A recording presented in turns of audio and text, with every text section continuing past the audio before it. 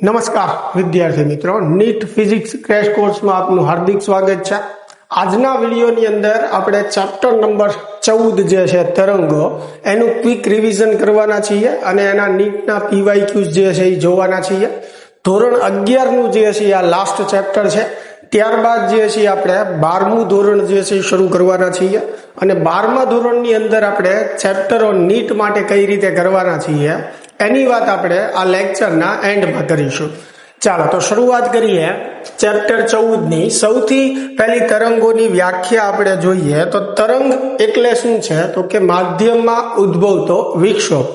માધ્યમમાં ઉદ્ભવતા વિક્ષોભને આપણે શું કહીએ છીએ? તરંગ કહીએ છીએ। હવે માધ્યમના આધારે તરંગને આપણે બે પ્રકાર પાડીએ છીએ, યાંત્રિક તરંગો અને બિન યાંત્રિક તરંગો। હવે જે તરંગોને પ્રસરણ માટે સ્થિતિસ્થાપક માધ્યમની જરૂર હોય એવા તરંગોને યાંત્રિક તરંગો કહેવાય, જેમ કે દોરીના તરંગો, ધ્વનિ તરંગો, પાણીની સપાટી પરના તરંગો, ધરતીકંપના તરંગો, આ બધા જે છે એ યાંત્રિક તરંગો છે। હવે બિન યાંત્રિકની વાત કરીએ તો જેને પ્રસરણ માટે સ્થિતિસ્થાપક માધ્યમની જરૂર નથી હોતી, જેમ કે વિદ્યુત ચુંબકીય તરંગો। અને વિદ્યુત ચુંબકીય તરંગોમાં પ્રકાશના તરંગો પણ આવી જાય, તો પ્રકાશના તરંગોને પ્રસરણ માટે કોઈ પણ જાતના માધ્યમની જરૂર નથી પડતી, એટલે એને બિન યાંત્રિક તરંગો કહેવાય। તરંગોનો એક બીજો પ્રકાર છે દ્રવ્ય તરંગો, બરાબર, જે 12મા ધોરણમાં આપણે એક ચેપ્ટરમાં છે જ તે।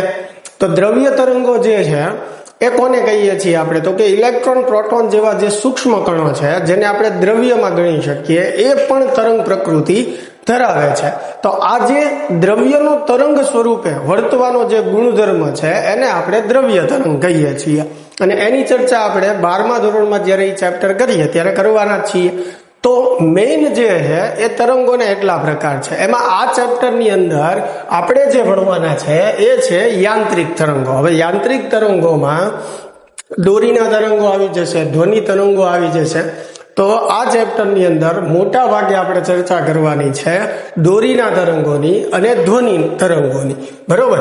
હવે તરંગો જે છે એને પ્રસરણના આધારે એના પ્રકારની આપણે વાત કરીએ। જેમ કે દોરીની વાત કરીએ તો દોરીને આપણે એક છેડે જે છે એ બાંધી દઈએ, એટલે એક છેડો જે છે એ ફિક્સ કરીએ અને બીજા છેડેથી એને સતત આપણે વિક્ષોભ આપતા રહીએ તો દોરીની અંદર જે છે આવી રીતે આપણને તરંગો જોવા મળે। તો દોરીના જે કણો છે એ આવી રીતે આવર્ત ગતિ અહીંયા કરતા હોય એના સ્થાને, અને એના લીધે બહારથી આપણને આખું આ તરંગ જે છે એ દેખાય છે, બરોબર।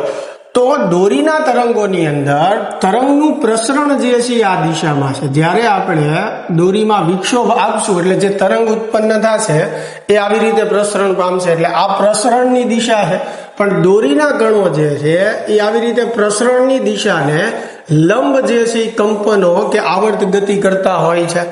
તો જે તરંગોમાં કણો જે છે એના કંપનો પ્રસરણની દિશાને લંબ હોય એને કહેવાય લંબગત તરંગો। દોરીના તરંગોને લંબગત તરંગો કહેવાય, વિદ્યુત ચુંબકીય તરંગોને પણ લંબગત તરંગો કહેવાય। હવે સંગત તરંગની વાત કરીએ, જેમ કે ધ્વનિ તરંગ।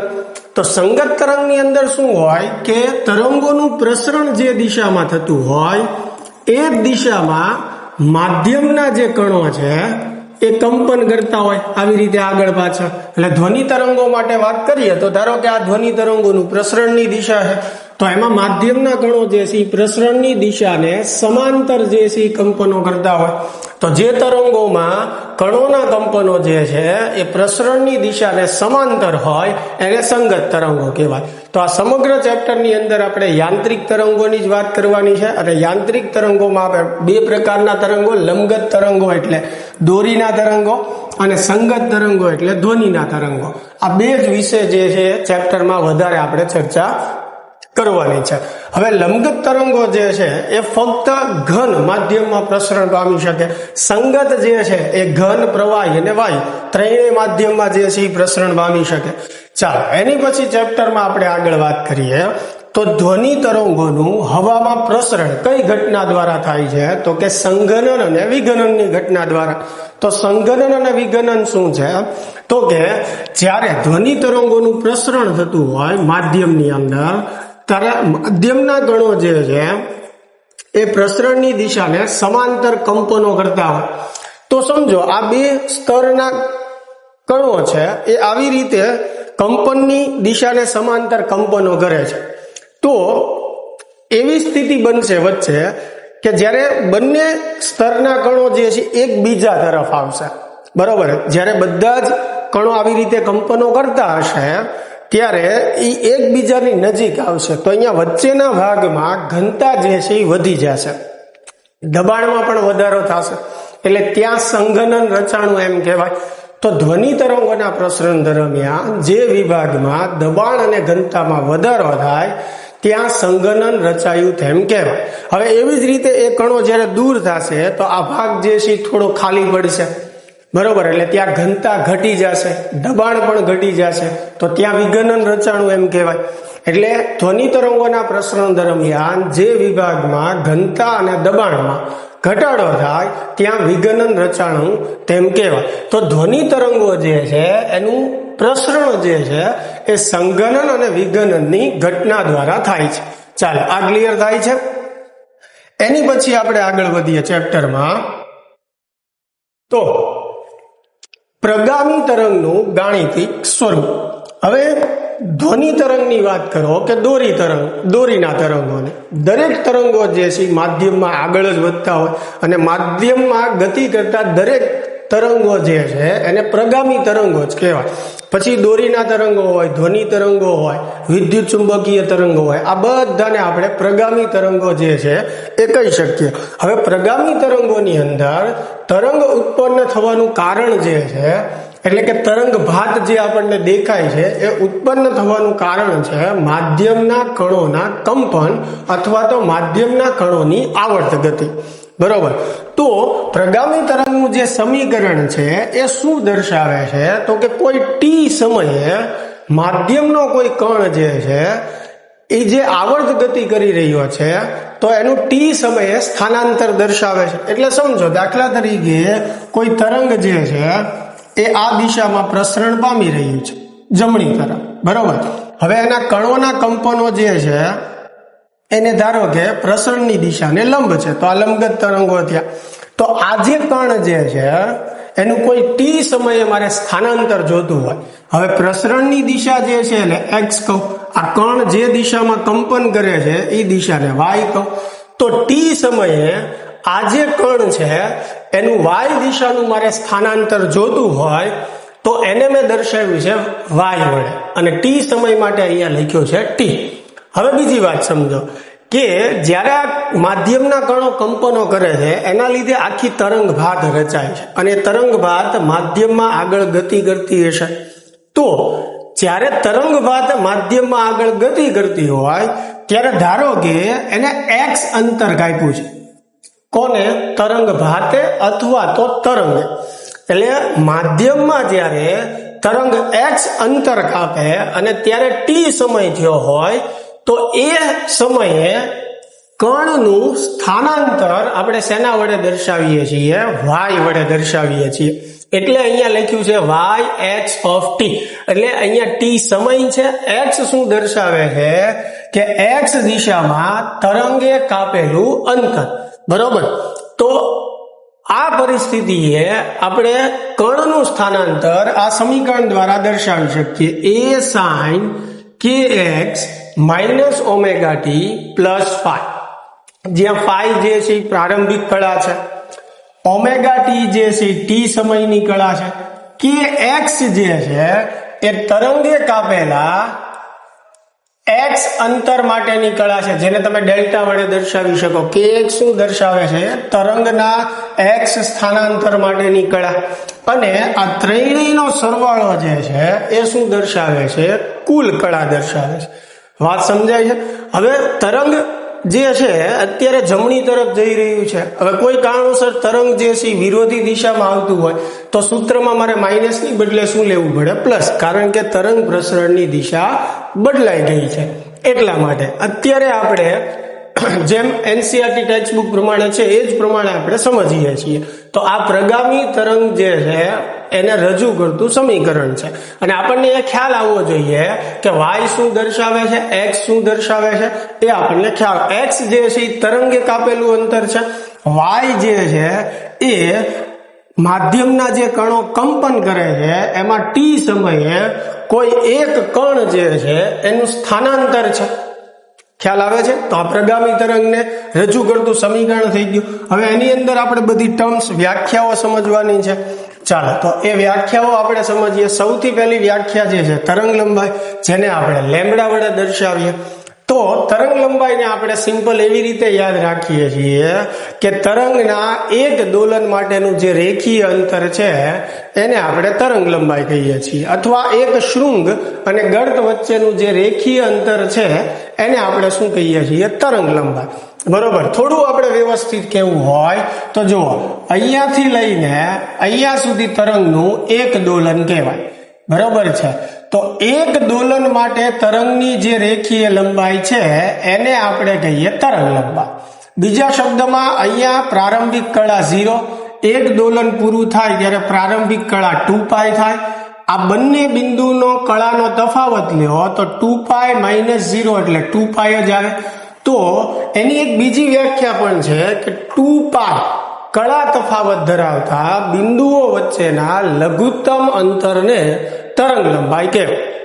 તો એવી રીતે પણ તમે વ્યાખ્યા આપી શકો છો કે 2π કળા તફાવત ધરાવતા બે બિંદુઓ વચ્ચેના લઘુત્તમ અંતરને શું કહેવાય છે? તરંગ લંબાઈ. તરંગ લંબાઈનો એકમ જે છે એ શું છે? મીટર છે. બરોબર. તરંગ લંબાઈનું જે વ્યસ્ત હોય 1/λ એને કહેવાય તરંગ સંખ્યા. 1/λ ને આપણે શું કહીએ છીએ? તરંગ સંખ્યા કહીએ છીએ. એનો એકમ શું થશે? મીટર ઇન્વર્સ થશે. ચાલો તો આ તરંગ લંબાઈની વાત થઈ. હવે બીજું જે છે કે, તો કે જે છે એને કહેવાય તરંગ સદિશ અથવા તો કોણીય તરંગ સંખ્યા, જેનું સૂત્ર થાય k બરાબર 2π/λ. બરોબર. આ સદિશ રાશિ છે કે, અને k ની દિશા તરંગ પ્રસરણની દિશામાં લેવામાં આવે. k નો એકમ જે છે એ શું થાય? રેડિયન પ્રતિ મીટર થાય. બરોબર. અને અગાઉ મેં તમને સમજાવ્યું હતું કે k × x તમે કરો, k ની જગ્યાએ લખાય 2π/λ × x as it is. તો આ શું દર્શાવે છે? ડેલ્ટા. એટલે કે તરંગ જ્યારે x અંતર કાપે ત્યારે x અંતર માટેની કળા એટલે k × x વડે દર્શાવી શકાય. ચાલો, ક્લિયર થાય છે આ વાત? પછી છે આવર્તકાળ. એક દોલન પૂર્ણ કરવા માટે જે સમય લાગે એને કહેવાય આવર્તકાળ. આવૃત્તિ, 1 સેકન્ડમાં થતા દોલનની સંખ્યાને આવૃત્તિ કહેવાય. ઓમેગાનું સૂત્ર આપણે શું લઈએ છીએ? ઓમેગા બરાબર 2πf અથવા ઓમેગા બરાબર 2π/t. એટલે કે આવૃત્તિના 2π ગણાને કોણીય આવૃત્તિ કહેવાય, જેને આપણે ઓમેગા વડે દર્શાવીએ છીએ. ચાલો, એની પછી મહત્વની વાત છે તરંગ ઝડપનું સૂત્ર. બરોબર. તો તરંગ ઝડપનું સૂત્ર જે છે એ શું છે? v બરાબર ω/k, અથવા બીજું સૂત્ર એનું છે f × λ. f આવૃત્તિ છે, લેમ્બડા જે છે એ તરંગ લંબાઈ છે. તો આ તરંગની ઝડપ માટેનું સૂત્ર થઈ ગયું છે, જે આપણને MCQ માં એમાં કામ લાગશે.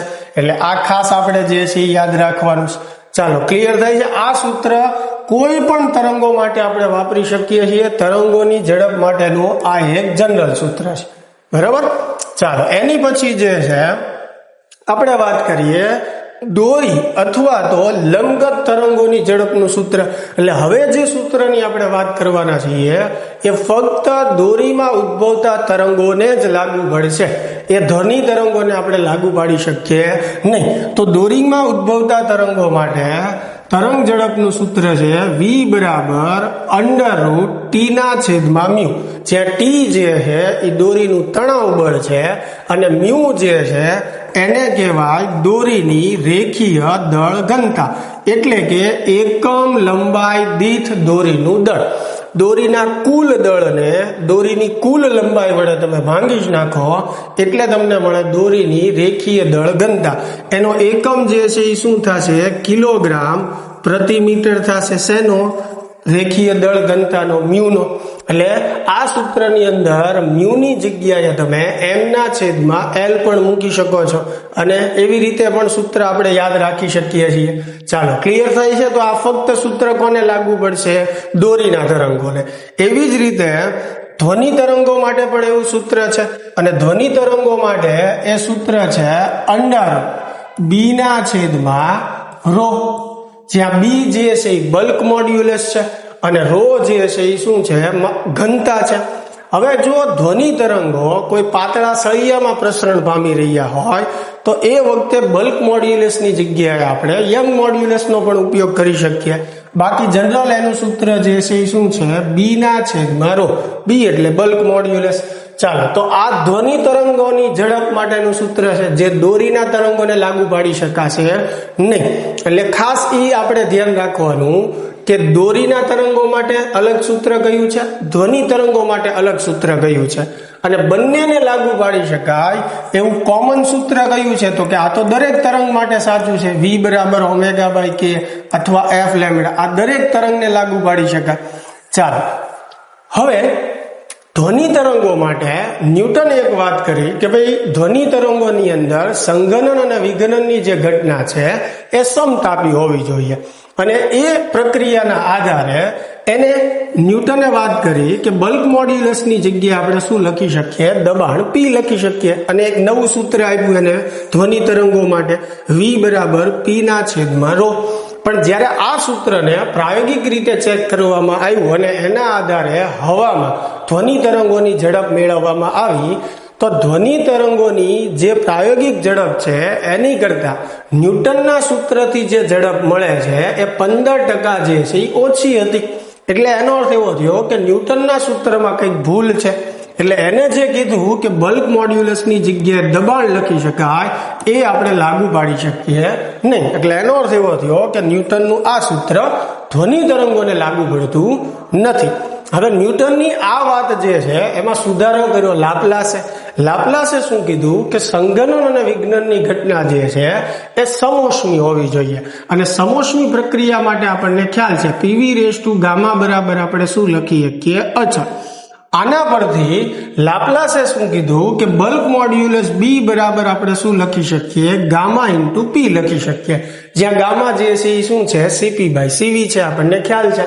અને જ્યારે આ સૂત્રને ચેક કરવામાં આવ્યું પ્રાયોગિક રીતે, તો આ સૂત્ર દ્વારા જે ધ્વનિ તરંગોની ઝડપ મળતી હતી એ પ્રાયોગિક મૂલ્યની ઘણી નજીક હતી. એટલે એનો અર્થ એવો થયો કે લાપ્લાસનું આ જે સૂત્ર છે ધ્વનિ તરંગો માટે સાચું છે. તો ધ્વનિ તરંગો માટે એક જનરલ આ સૂત્ર વાપરી શકીએ, એની જગ્યાએ આપણે આ પણ સૂત્ર વાપરી શકીએ, V બરાબર √γ P ના છેદમાં રો. અહીંયા P ની જગ્યાએ તમે સ્મોલ n kBT પણ મૂકી શકો.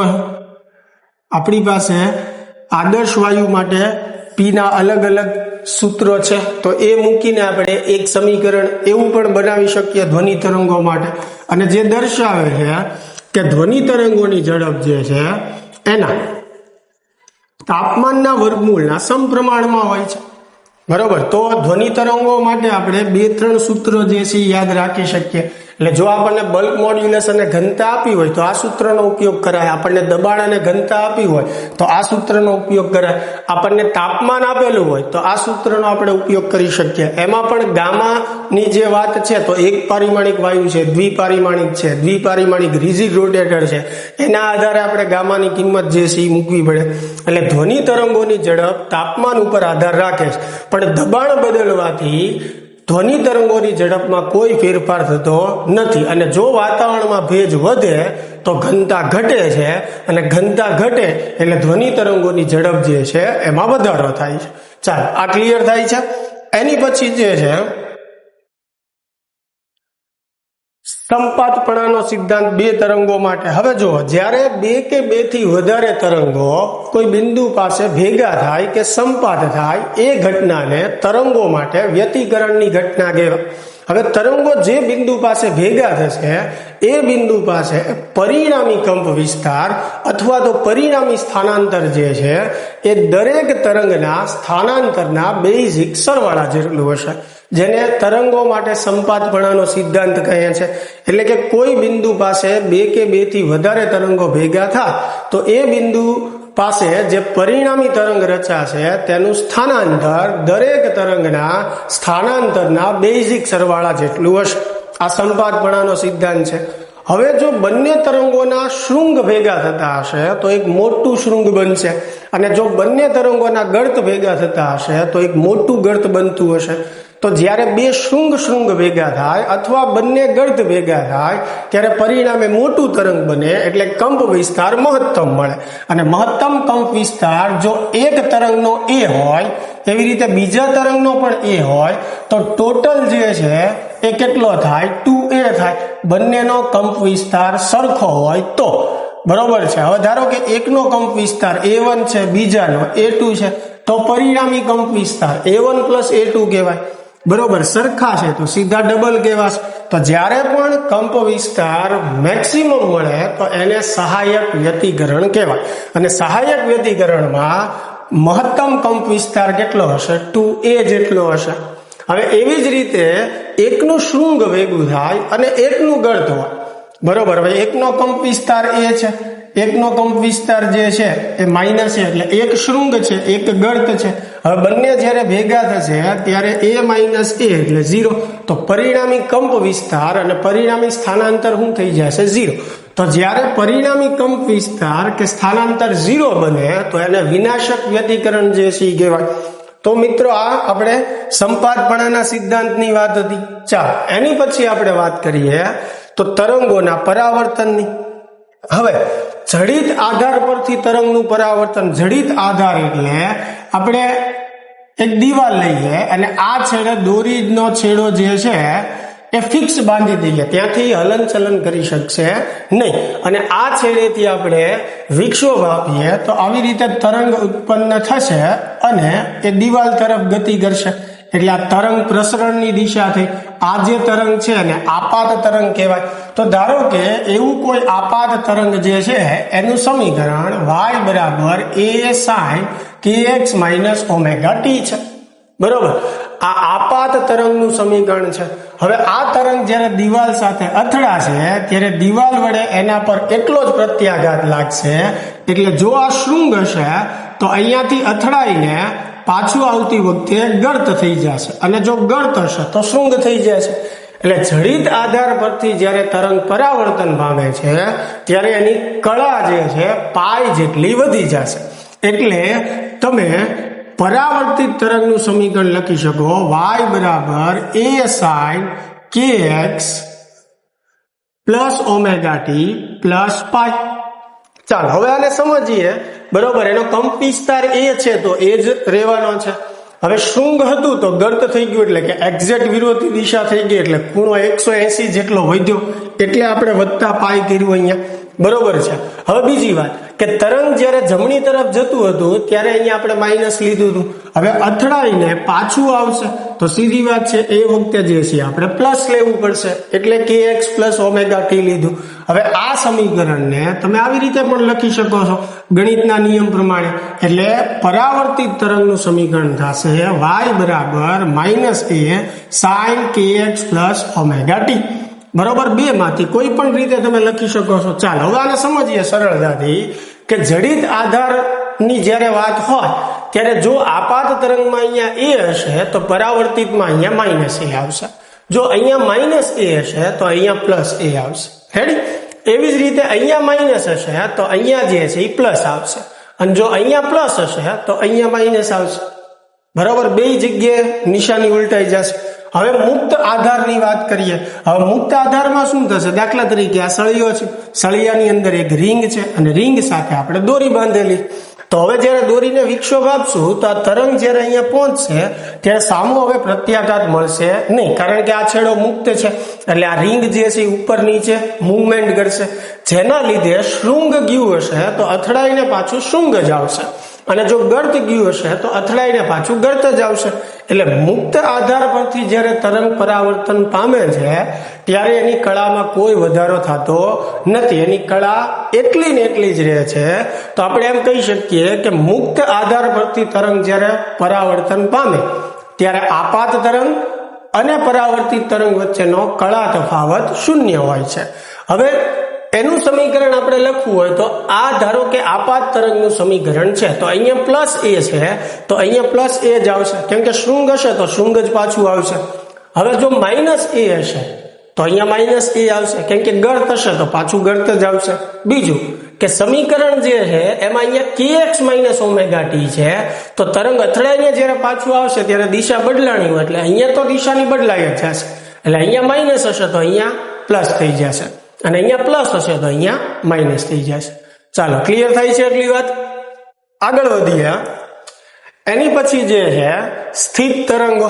ચાલો, તો સ્થિત તરંગો જે છે એને રજૂ કરતું આ સમીકરણ છે y બરાબર 2a sin kx cos omega T. જ્યારે તરંગોનું સંપાતીકરણ એવી રીતે થતું હોય કે જેથી આપણને તરંગોની બહારની બાજુ એક સ્થિત ભાત દેખાય તો એને આપણે સ્થિત તરંગો કહીએ છીએ. તો આ સ્થિત તરંગને રજૂ કરતું સમીકરણ છે. એમાં આ જે પદ છે એ સ્થિત તરંગનો કંપ વિસ્તાર દર્શાવે છે. બરોબર, 2a sin kx એ શું દર્શાવે છે? સ્થિત તરંગનો કંપ વિસ્તાર. જો આ કંપ વિસ્તાર જે છે એ મેક્સિમમ બને, બરોબર, તો એ બિંદુ આગળ પ્રસ્પન બિંદુ રચાણું એમ કહેવાય. અને જો આ કંપ વિસ્તાર શૂન્ય થાય તો એ બિંદુ જે છે એને નિષ્પન્ન બિંદુ કહેવાય. તો નિષ્પન્ન બિંદુની પહેલા આપણે વાત કરીએ તો કે જે બિંદુ આગળ કંપ વિસ્તાર શૂન્ય મળે એને નિષ્પન્ન બિંદુ કહેવાય. એટલે કે આની બરાબર શું થવું પડે? 0. એના આધારે તમે કળાની જે ખૂણો જે છે અથવા કળા જે છે એનું સૂત્ર લખી શકો kx બરાબર n પાઈ, જ્યાં n ની કિંમત શરૂ થાય 0 થી. 0, 1, 2, 3 ધન પૂર્ણાંક સંખ્યા, એટલે આ કળા તફાવતનું જે છે એ સૂત્ર છે. એવી જ રીતે સ્થાન અથવા લંબાઈનું આપણે મેળવવું હોય તો x બરાબર, તમે આમાંથી x ને સૂત્રનો કરતા બનાવશો તો x બરાબર મળશે n પાઈ ના છેદમાં k, બરાબર. અથવા k ની જગ્યાએ અહીંયા તમે શું મૂકી દો? 2 પાઈ એના છેદમાં લેમડા. આમાંથી k ને સૂત્રનો કરતા બનાવો તો પાઈ પાઈ જે છે કેન્સલ થશે, લેમડા ઉપર જશે, તો સૂત્ર શું બનશે? n lambda by 2. n ની કિંમત મેં તમને કીધું 0, 1, 2, 3. અને દોરીમાં જે સ્થિત તરંગો ઉત્પન્ન થાય છે એમાં દોરીના બંને છેડે હંમેશા નિષ્પન્ન બિંદુ જ રચાય. નિષ્પન્ન બિંદુ એટલે જ્યાં કંપ વિસ્તાર શૂન્ય થાય છે. ક્રમિક નિષ્પન્ન બિંદુઓ વચ્ચેનું અંતર હંમેશા કેટલું હોય છે? Lambda by 2. ક્રમિક નિષ્પન્ન બિંદુઓ વચ્ચેનું અંતર હંમેશા કેટલું હોય છે? Lambda by 2. હવે એવી જ રીતે પ્રસ્પન બિંદુ, તો જે બિંદુ આગળ કંપ વિસ્તાર મેક્સિમમ બને એ બિંદુને પ્રસ્પન બિંદુ કહેવાય. બરાબર. પ્રસ્પન બિંદુ માટે કળાનું જે સૂત્ર છે એ છે kx બરાબર 2n + 1 પાઈ બાય 2. આમાં પણ n ની કિંમત ક્યાંથી લેવાની છે? 0, 1, 2, 3 એવી રીતે, બરોબર. એના આધારે x નું સમીકરણ જે છે એ પણ તમે મેળવી. x બરાબર થશે 2n + 1 લેમ્બડા બાય 4, બરોબર. અને n ની કિંમત 0, 1, 2, 3. એટલે તમને જુદા જુદા સ્થાન મળશે કે કયા કયા સ્થાને પ્રસ્પન બિંદુ જે છે રચાશે. ક્રમિક પ્રસ્પન બિંદુઓ વચ્ચેનું અંતર જે છે એ પણ કેટલું થાય? Lambda by 2. જો આપણને એવું પૂછે કે ક્રમિક નિષ્પન્ન અને ક્રમિક પ્રસ્પન વચ્ચેનું અંતર કેટલું થાય તો જવાબ આવશે લેમ્બડા બાય 4. ફરીને કહું છું કે ક્રમિક નિષ્પન્ન વચ્ચેનું અંતર લેમ્બડા બાય 2, એવી જ રીતે ક્રમિક પ્રસ્પન વચ્ચેનું અંતર લેમ્બડા બાય 2 છે. પણ ક્રમિક નિષ્પન્ન અને પ્રસ્પન વચ્ચેનું અંતર, તો એનો જવાબ આવશે લેમ્બડા બાય 4. ચાલો, આટલી વાત ક્લિયર થાય છે? આગળ વધીએ. એની પછી જે છે સ્થિત તરંગો માટે આવૃત્તિનું સૂત્ર. હવે સ્થિત તરંગો માટે આવૃત્તિનું સૂત્ર છે f બરાબર nv/2l, બરોબર. અને આ સમીકરણમાં n ની કિંમત શરૂ થશે 1 થી, બરોબર. 1, 2, 3, 4 એમ. હવે n બરાબર 1 મૂકો તો તમને જે આવૃત્તિ મળે છે એને કહેવાય મૂળભૂત હાર્મોનિક, બરોબર, અથવા પ્રથમ હાર્મોનિક. એટલે n બરાબર 1 માટે એને મૂળભૂત હાર્મોનિક અથવા પ્રથમ હાર્મોનિક જે છે એ કહેવાય, જેની અંદર આપણને એક જ ગાળો આવી રીતે રચાતો જોવા મળશે. એવી રીતે n બરાબર જે છે આપણે 2 મૂકશું તો અહીંયા 2v/2l આવશે. એટલે પહેલા કરતા આવૃત્તિ જે છે ડબલ થશે, એટલે એને કહેવાય દ્વિતીય હાર્મોનિક. અને દ્વિતીય હાર્મોનિકને શું કહેવાય? પ્રથમ ઓવરટોન કહેવાય. દોરીની અંદર n જેટલા હાર્મોનિક હોય અને n-1 જેટલા ઓવરટોન હોય. દોરી માટે n હાર્મોનિક છે અને n-1 શું છે? ઓવરટોન છે. તો દ્વિતીય હાર્મોનિકને પ્રથમ ઓવરટોન કહેવાય. એવી રીતે આમાં n બરાબર 3 મૂકો તો એને તૃતીય હાર્મોનિક કહેવાય અથવા તો દ્વિતીય ઓવરટોન કહેવાય. એમ ક્રમમાં તમે કિંમત લેતા જાઓ એટલે ક્રમિક હાર્મોનિક અને ઓવરટોન જે છે તમે વ્યાખ્યાયિત કરી શકો. તો આ દોરીમાં ઉદ્ભવતા સ્થિત તરંગો માટે આવૃત્તિનું સૂત્ર છે, જેના ઉપરથી MCQ પૂછાય છે, એટલે ખાસ આપણે યાદ રાખવાનું છે. ચાલો એની પછી આપણે વાત કરીએ ઓપન પાઇપ અને ક્લોઝ પાઇપની. બરોબર, તો સૌથી પહેલી વાત કરીએ ક્લોઝ પાઇપની. ક્લોઝ પાઇપ કોને કહેવાય? જેનો એક છેડો ખુલ્લો હોય અને એક છેડો બંધ હોય એને આપણે ક્લોઝ પાઇપ અથવા તો બંધ પાઇપ જે છે એ કહીએ છીએ. બંધ પાઇપની અંદર સ્થાન મેળવવાનું જે સૂત્ર છે L બરાબર 2n+1 λ/4 છે, જ્યાં n ની કિંમત શરૂ થાય 0 થી 0, 1, 2, 3 એવી રીતે.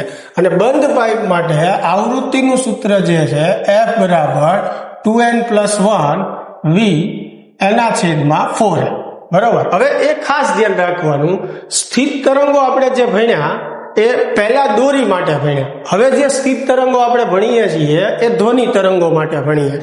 તો આની માટે જ્યારે પહેલા આપણે દોરી માટે સ્થિત તરંગો ભણ્યા એમાં જે વેગ આવતો હતો ત્યાં દોરીના તરંગો માટે જે વેગનું સૂત્ર છે √T/μ એ મૂકી શકાય. હવે હું વાત કરું છું પાઇપની અંદર આવે ધ્વનિ તરંગો, એટલે ધ્વનિ તરંગો માટે આપણે સ્થિત તરંગોની વાત કરીએ છીએ. તો અહીંયા v ની જગ્યાએ ધ્વનિ તરંગોનું જે વેગનું સૂત્ર છે એ આવશે √B/ρ. એ ખાસ તમારે મગજમાં રાખવાનું છે. n ની કિંમત આમાં તમે 0 થી શરૂ કરી શકો, 0, 1, 2, 3. હવે n બરાબર જ્યારે તમે 0 મૂકશો તો એને કહેવાય મૂળભૂત હાર્મોનિક અથવા તો પ્રથમ હાર્મોનિક. બરોબર છે. હવે n બરાબર 1 મૂકશો તમે અહીંયા 2 + 1 એટલે 3, એટલે 3V/4L આવશે. એટલે પહેલી આવૃત્તિ કરતા હવે 3 ગણી મળશે, એટલે એને કહેવાય તૃતીય હાર્મોનિક. અને તૃતીય હાર્મોનિક એને કહેવાય પ્રથમ ઓવરટોન. શું કહેવાય એને? પ્રથમ ઓવરટોન જ કહેવાય એને. બરોબર, હવે n બરાબર તમે 2 મૂકશો અહીંયા તો 5V/4L એટલે પહેલા કરતા 5 ગણું મળશે, એટલે આ પાંચમું હાર્મોનિક થયું. અને પાંચમું હાર્મોનિક એને કહેવાય દ્વિતીય ઓવરટોન. પાંચમા હાર્મોનિકને શું કહેવાય? દ્વિતીય ઓવરટોન કહેવાય. હવે ધ્યાનથી સમજો કે બંધ પાઇપની અંદર આપણને જે હાર્મોનિક મળે છે એ એકી સંખ્યાના જ મળે છે, એમાં બેકી સંખ્યાના હાર્મોનિક મળતા નથી. એટલે આ સૂત્રને તમારે સરળતાથી યાદ રાખવું હોય તો આમ પણ યાદ રાખી શકો NV/4L, જ્યાં n બરાબર 1, 3, 5, 7 દરેક એકી પૂર્ણાંક સંખ્યા. n બરાબર 1 એટલે પહેલું હાર્મોનિક, 3 એટલે ત્રીજું, 5 એટલે પાંચમું હાર્મોનિક. બરોબર, પહેલું હાર્મોનિક એટલે ઓવરટોન 0 જ કહેવાય. હવે અહીંયા n બરાબર 3 મૂકશો એટલે ત્રીજું હાર્મોનિક. જ્યારે ત્રીજું હાર્મોનિક છે ત્યારે પ્રથમ ઓવરટોન આવશે, પાંચમું હાર્મોનિક જે છે ત્યારે બીજો ઓવરટોન આવશે, સાતમું હાર્મોનિક છે ત્યારે ત્રીજો ઓવરટોન આવશે. એટલે આ રીતે પણ યાદ રાખી શકો તો n ની કિંમત આવી રીતે મૂકવાની છે. આ રીતે પણ યાદ રાખી શકો તો n ની કિંમત 0, 1, 2, 3 એવી રીતે યાદ રાખવાની છે. ચાલો, ક્લિયર થાય છે? એની પછી જે છે ખુલ્લી પાઇપની આપણે વાત કરીએ તો ખુલ્લી પાઇપ માટે બિંદુઓના સ્થાન મેળવવાનું સૂત્ર છે L બરાબર n λ/2, જ્યાં n ની કિંમત જે છે 1, 2, 3 એવી રીતે ધન પૂર્ણાંક સંખ્યા. અને ખુલ્લી પાઇપ માટે આવૃત્તિનું સૂત્ર છે NV/2L, અને આમાં n ની કિંમત જે છે 1 થી શરૂ કરવાની. બરોબર, હવે ખુલ્લી પાઇપ એટલે બે છેડેથી ખુલ્લી હોય. હવે બંધ પાઇપમાં શું હોય? એક છેડો ખુલ્લો હોય, બીજો છેડો બંધ હોય. તો બંધ પાઇપમાં એક છેડે નિષ્પન્ન બિંદુ હોય, એક છેડે પ્રસ્પન્ન બિંદુ હોય. હવે ખુલ્લી પાઇપ એટલે બંને છેડેથી ખુલ્લી, એટલે ખુલ્લા છેડે હંમેશા શું રચાય? પ્રસ્પન્ન બિંદુ જ રચાય પાઇપમાં. તો n બરાબર આમાં 1 મૂકીએ તો પહેલું હાર્મોનિક મળે. n બરાબર તમે આમાં 2 મૂકશો તો બીજું હાર્મોનિક મળે, જેને પ્રથમ ઓવરટોન કહેવાય. n બરાબર તમે 3 મૂકશો તો એને ત્રીજું હાર્મોનિક કહેવાય અને દ્વિતીય ઓવરટોન કહેવાય. તો ખુલ્લી પાઇપ માટે આપણે આવી રીતે યાદ રાખવાનું છે.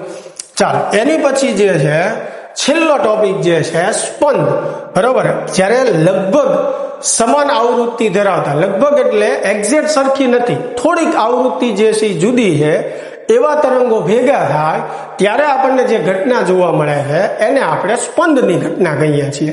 અને સ્પંદની ઘટનામાં જે સ્પંદ રચાય છે એની આવૃત્તિ જે છે એ F1 - F2 વખત મહત્તમ કે શૂન્ય થાય છે. એટલે F1 - F2 શું દર્શાવે છે? સ્પંદની આવૃત્તિ અથવા તો 1 સેકન્ડમાં સ્પંદની સંખ્યા દર્શાવે છે. આ વસ્તુ ખાસ આપણે મગજમાં રાખવાની છે. MCQમાં એમાં ખૂબ એનો ઉપયોગ આવે છે.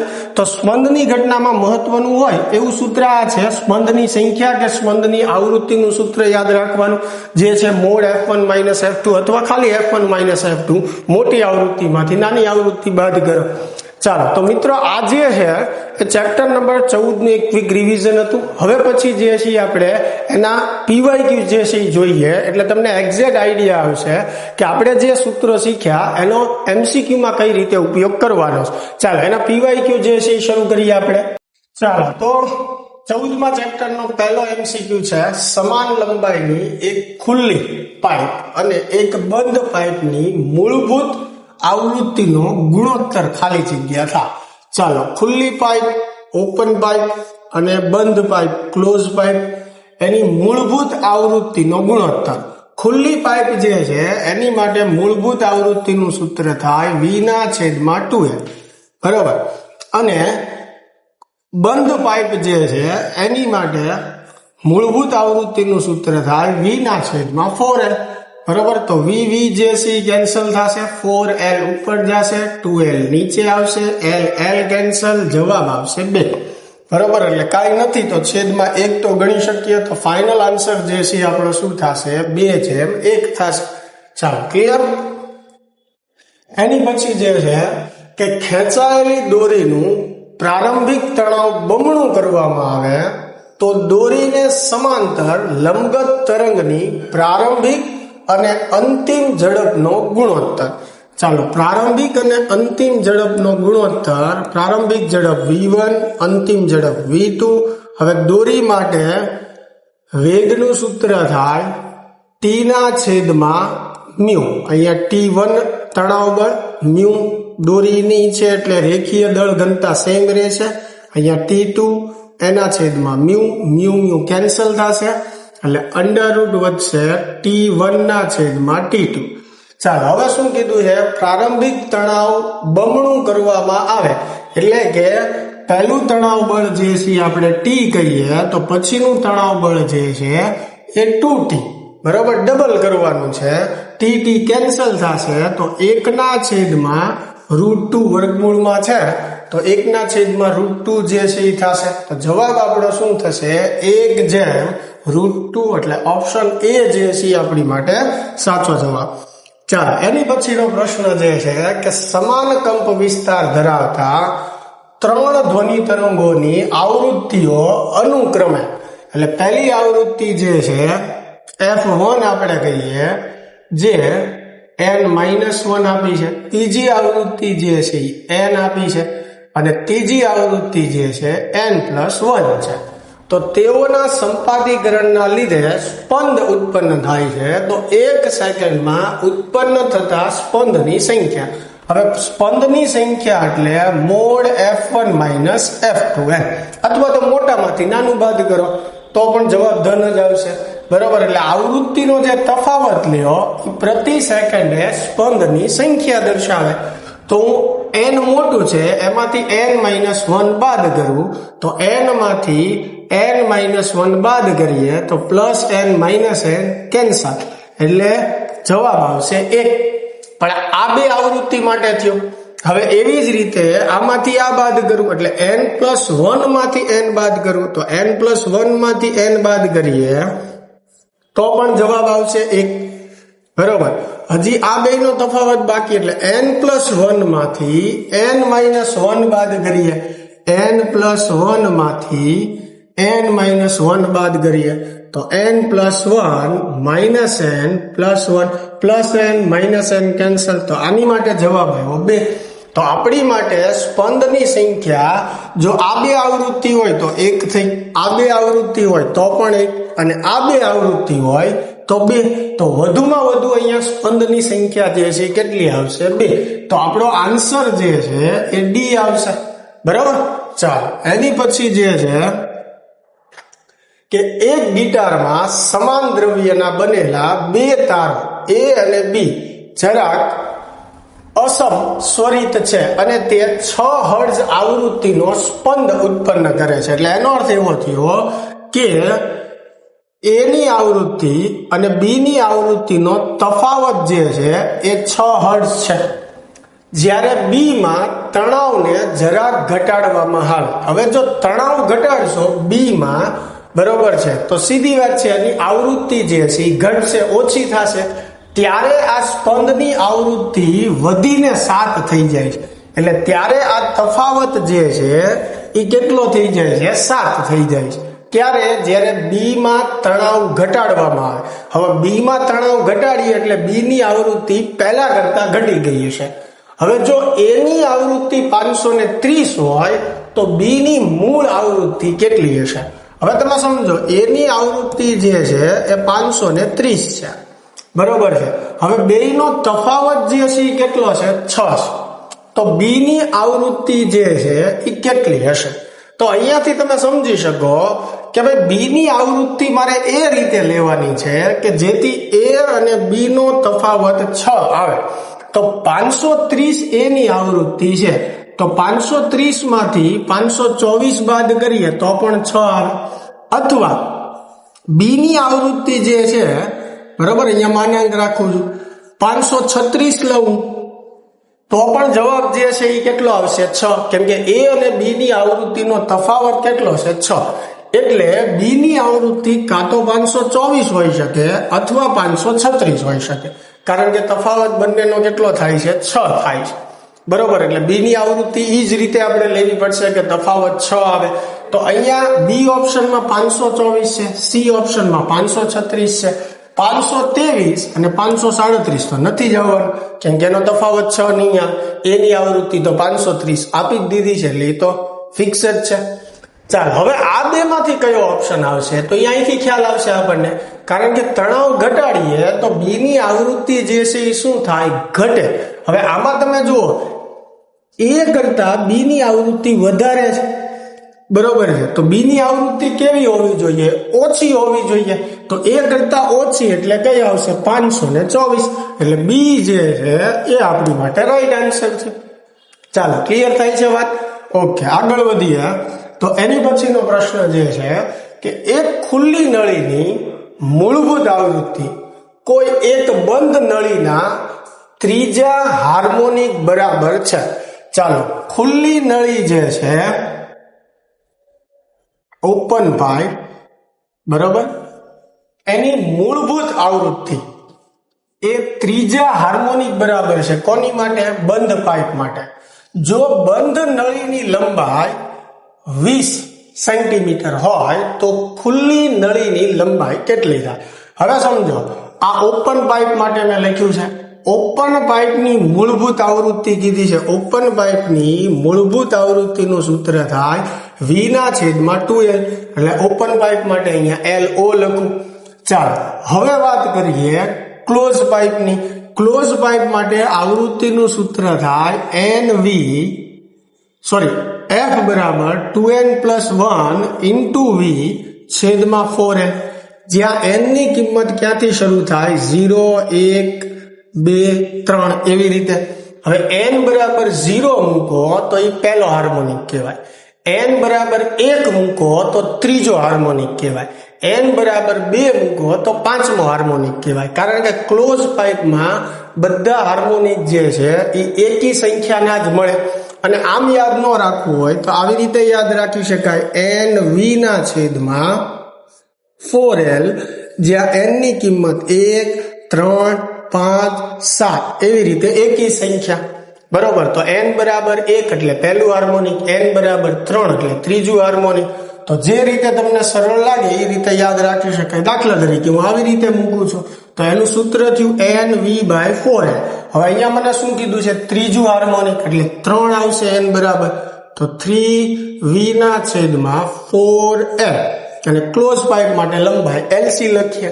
હવે જો તમે આ સૂત્ર વાપર્યું હોય તો ત્રીજું હાર્મોનિક એટલે n બરાબર કેટલું મુકાય? 1. અહીંયા 1 મૂકશો એટલે આ જ આવશે.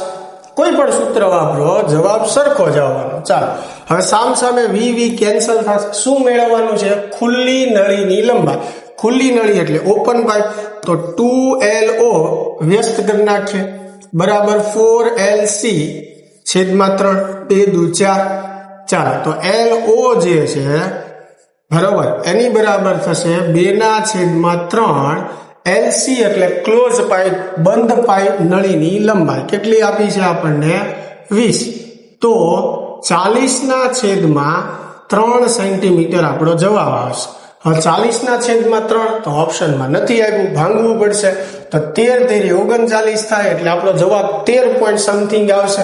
તો 13 પોઈન્ટ સમથિંગ એટલે ઓપ્શન સી છે. જોઈ લો તમે. ક્લિયર થાય છે? ચાલો આગળ વધીએ.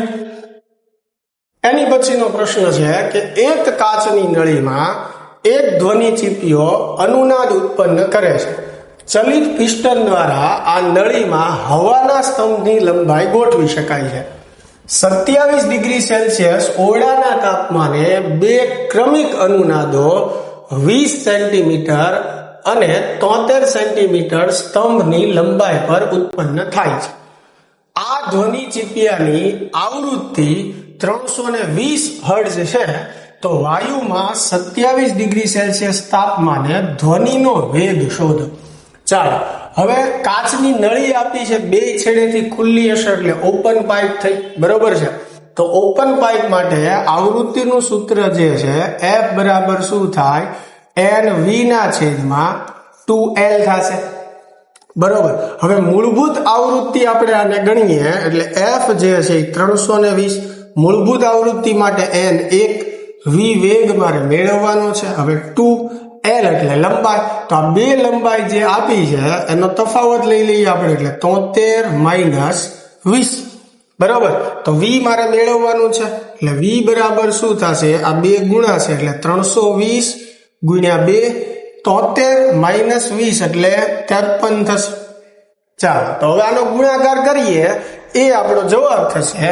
તો આના આધારે 32 દુ 64 અને 64 ગુણ્યા 53 કરીએ 0 5 ચોક 20 વધી 2 6 પંચા 30 ને 2 32.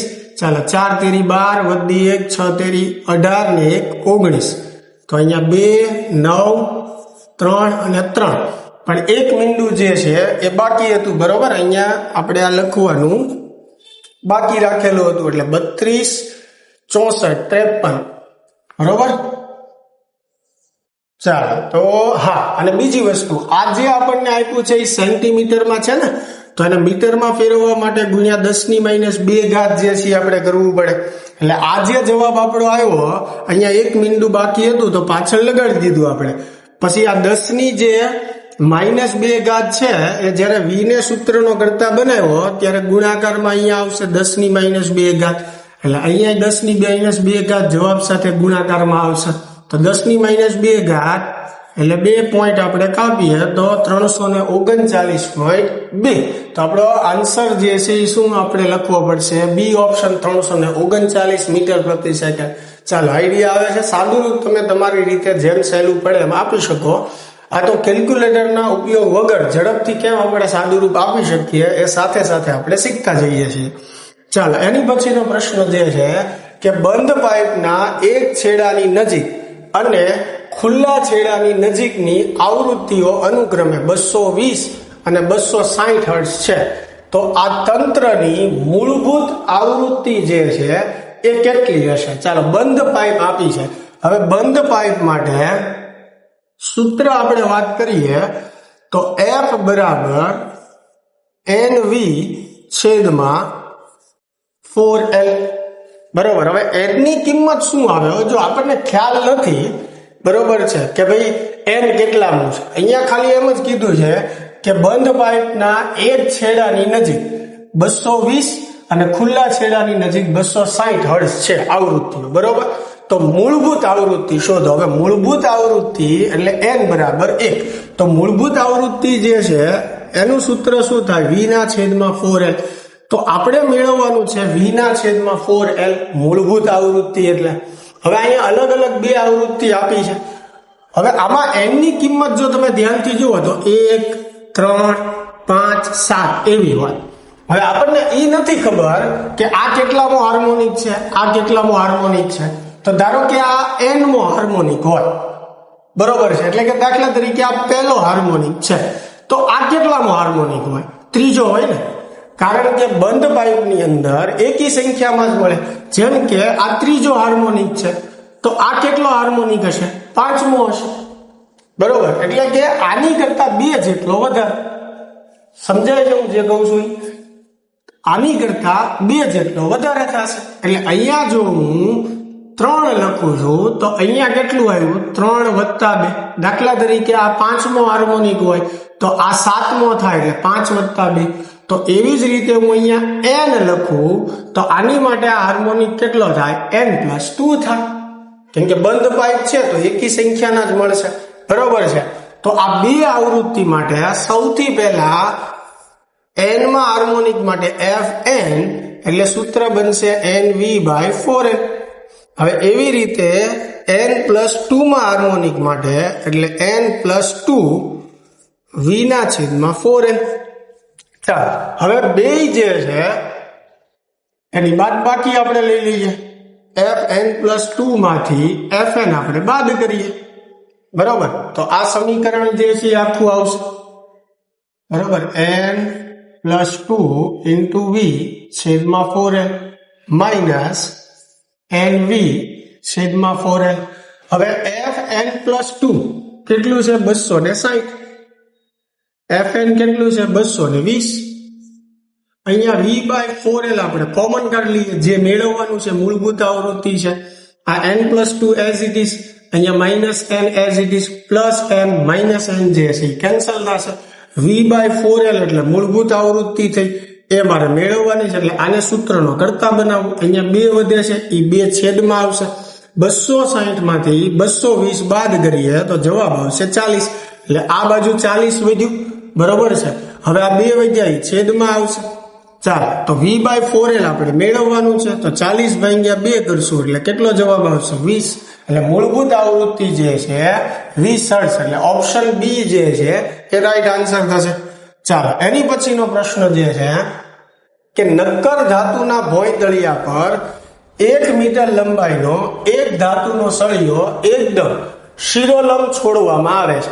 એટલે 1 મીટર લંબાઈનો એક સળિયો છે, ઉપરથી એને ભોંયતળિયા તરફ આપણે આમ છોડી દઈએ છીએ, એટલે નીચેની તરફ ગતિ કરશે.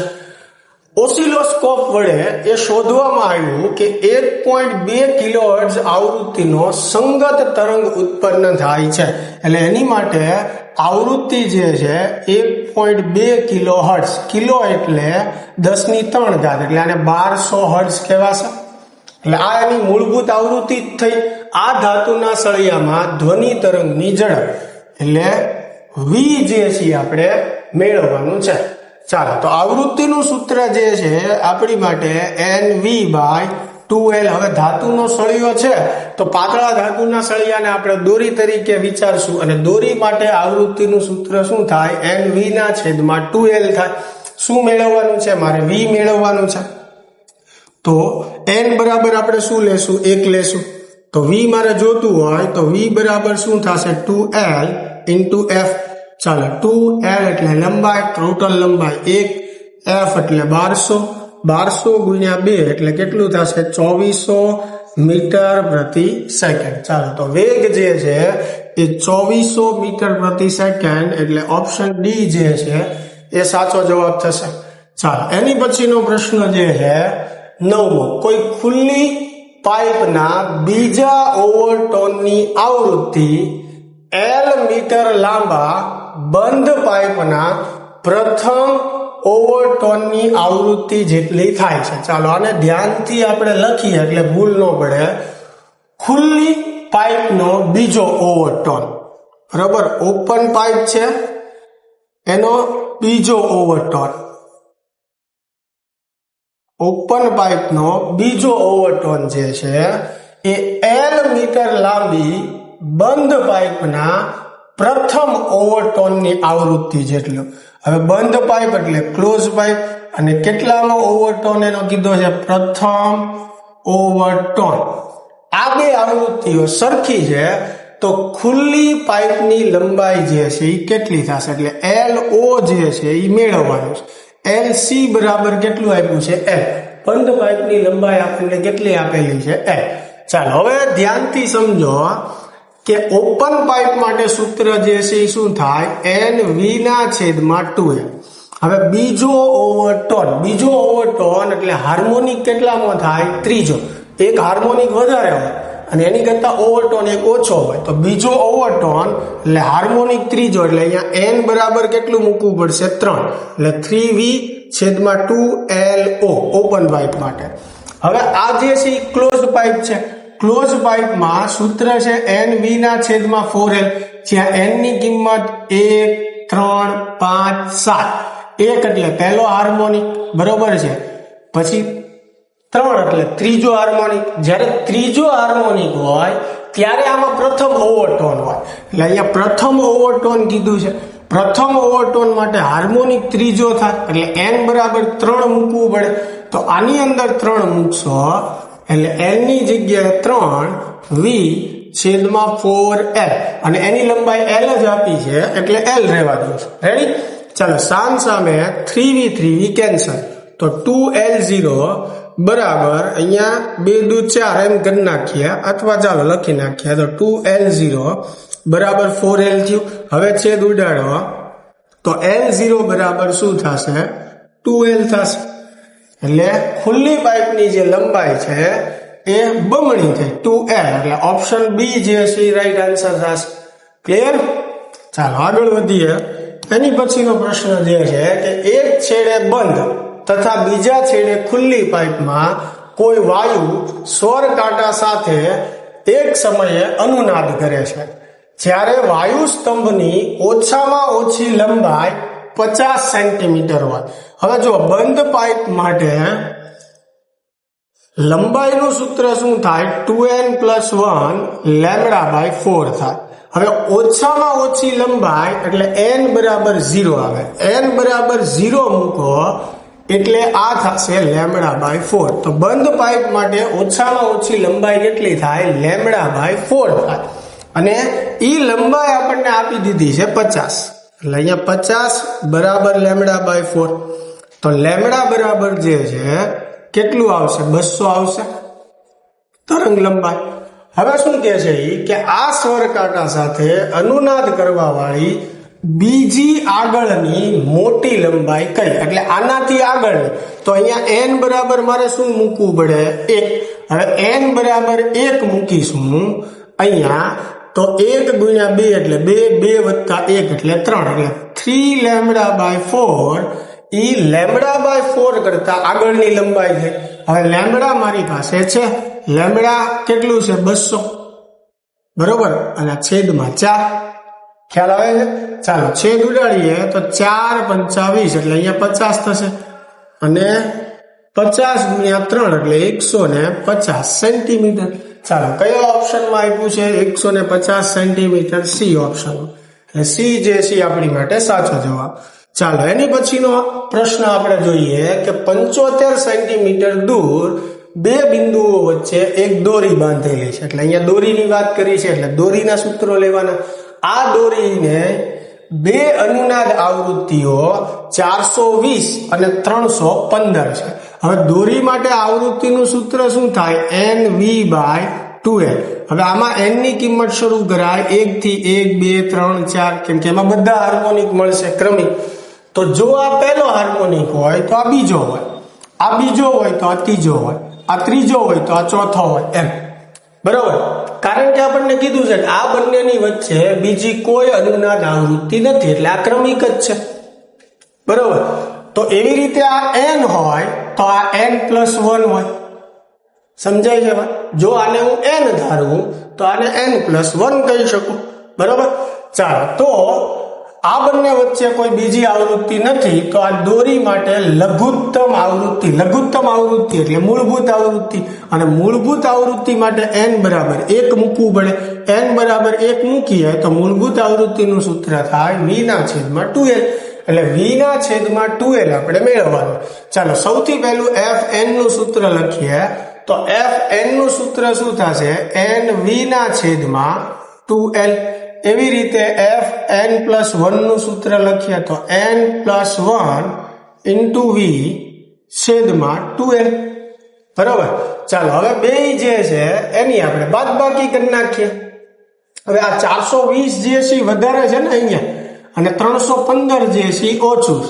બરોબર. અનુનાદની આવૃત્તિઓ 420 અને 315 છે, એટલે મોટામાંથી આપણે નાનું જે છે બાદ કરવું પડશે. તો fn માંથી n+1 આપણે બાદ કરીએ, એટલે આ જે આવૃત્તિ 420 વધારે છે, આ ઓછી, એટલે આને n ગણીએ, આને n+1 ગણીએ. બરોબર. ચાલો તો 315 માંથી 420 એ માટે સરખું જ થશે. આમ તો કોઈ જાજો ફેર નહીં પડે. ચાલો આમ જ રાખીએ આપણે. આ n ની આવૃત્તિ, આ n+1 ની આવૃત્તિ. બરોબર. તો fn જે છે એમાંથી fn+1 માંથી fn જે છે આપણે બાદ કરીએ. બરોબર. ચાલો તો fn+1 જે છે એમાંથી fn જે છે આપણે બાદ કરીએ, તો n+1 v/2l માઇનસ nv/2l. બરોબર. ચાલો n+1 જે છે કેટલું છે? 315, અને fn જે છે એ કેટલું છે? તો કે 420.